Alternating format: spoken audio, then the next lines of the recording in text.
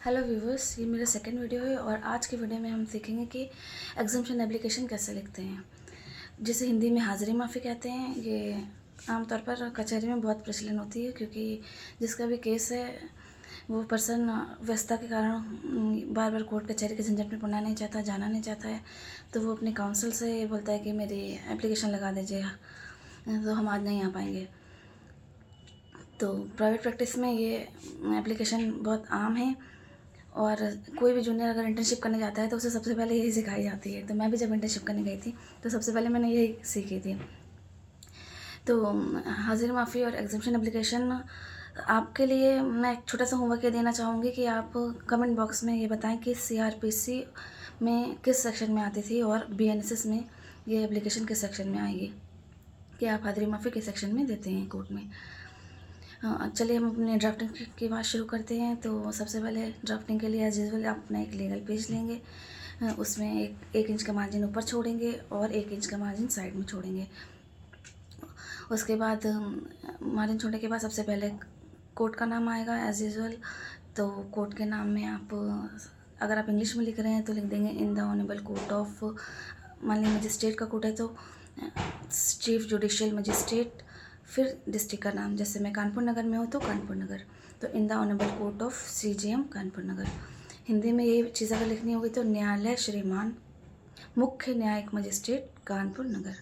उसके बाद आप 1 इंच का मार्जिन और छोड़ेंगे नीचे, फिर साइड में एक्यूज़ की डिटेल लिखेंगे, एक्यूज़ या वादी, कंप्लेनेंट, क्योंकि जब आप कंप्लेन केस करते हैं तो भी हाजिरी माफ़ी कंप्लेनेंट को भी पर्सनल प्रेजेंस के लिए बुलाया जाता है। तो अगर आप हर पेशे पे नहीं जाना चाहते हैं तो आपका काउंसिल आपकी हाजिरी माफ़ी लगाएंगे, तो उसके लिए भी हाजिरी माफ़ी जाती है। तो एक्यूज़ या कंप्लेनेंट जिसके भी आप हाजिरी माफ़ी दे रहे हैं तो उसके पूरी डिटेल आएगी, जैसे कि उसका नाम, age, father name, residence with police station and district. उसके बाद वर्सेस लिखेंगे, फिर नीचे स्टेट ऑफ यूपी लिखेंगे, फिर डैश डैश करेंगे और साइड में एक्यूज़ एप्लीकांट लिखेंगे।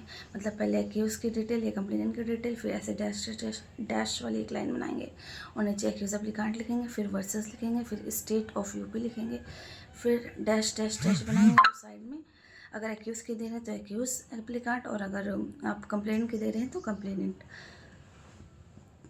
स्टेट ऑफ यूपी क्यों लिखते हैं ये बात मैं अपनी फर्स्ट वीडियो में बता चुकी हूँ आपको, तो आप इसकी जानकारी के लिए मेरा फर्स्ट वीडियो देख सकते हैं। उसके बाद हम साइड में, पेज के साइड में केस का रेफरेंस देंगे जिस केस में हम ये डिटेल दे रहे हैं। जैसे कि हम अगर हिंदी में दे रहे हैं तो लिखेंगे संदर्भ, लेफ़्ट साइड से शुरू करेंगे, साइड में इतना पेज लिखा जाएगा। लेफ्ट साइड में लिखेंगे संदर्भ, आधा मतलब हाफ पेज डिवाइड कर लीजिए जो आपका पेज है, उसके बाद संदर्भ लिखिए। संदर्भ के आगे सबसे पहले केस का नाम लिखेंगे, जैसे राज्य बनाम जो भी केस का नाम है, अगर केस का नाम वही है जो आपके अभियुक्त का नाम है या वादी का नाम है तो वो, नहीं तो जो भी केस का नाम है, फाइल का नाम।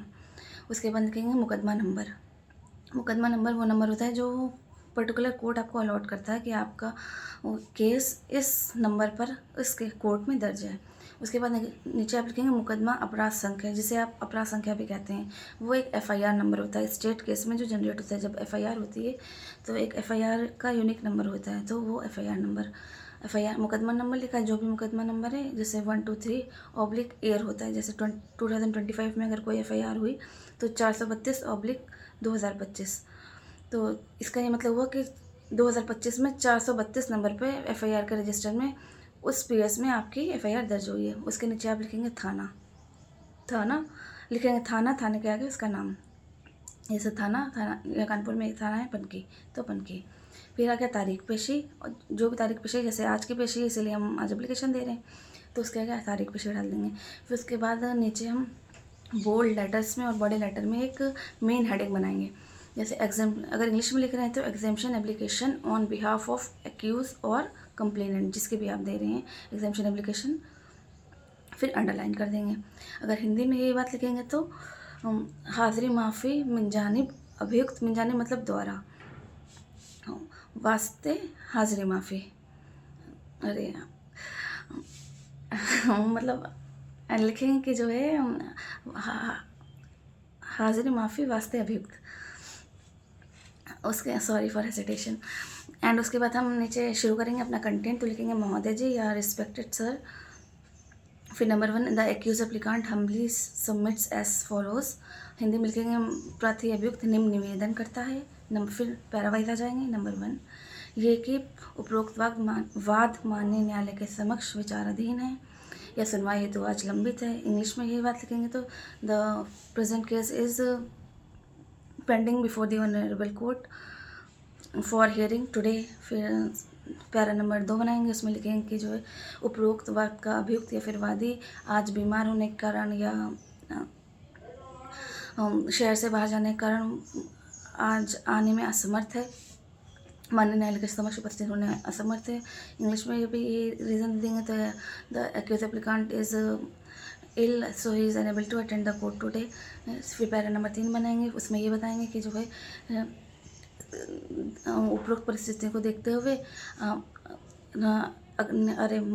एक्यूज़ के केस में अग्रिम तिथि देना न्यायोचित होगा। फिर हम एक प्रेयर कर देंगे, उसके बाद हम या तो प्रेयर हेडिंग डालेंगे या पैराग्राफ चेंज करके सिंपली कि माननीय महोदय से निवेदन है कि हम उपरोक्त परिस्थितियों को देखते हुए एक्यूज़ की आज की हाजिर माफ़ी देने व मामले में कोई अन्य तिथि नियत करने की कृपा करें।